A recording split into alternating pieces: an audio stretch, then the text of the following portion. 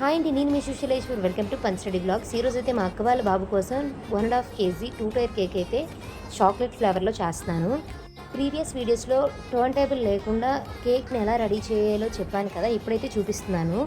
Icing complete చేసుకుని నీట్గా finishing ఇచ్చేసిన తర్వాత చాక్లెట్ని గ్రేట్ చేసుకొని సైడ్స్నేమో ఇలా స్టిక్ చేసుకోవాలి. ప్రస్తుతానికి నా దగ్గర స్క్రాపర్ లేదు కాబట్టి ఆధార్ కార్డ్ని స్క్రాపర్గా చేసుకున్నాను. రోజ్ నోజులతో డిజైన్ కంప్లీట్ చేసేసుకున్నాను. స్ప్రింకిల్స్తో ఎండ్ చేసేసుకున్నాను. నేమ్ రాసేసుకొని సెట్ అవ్వడం కోసం ఫ్రిడ్జ్లో పెట్టేశాను. ఆఫ్టర్ 3 అవర్స్ తర్వాత అక్క వాళ్ళ ఇంటికి తీసుకువెళ్ళడం కోసం ప్యాక్ చేసేసాను.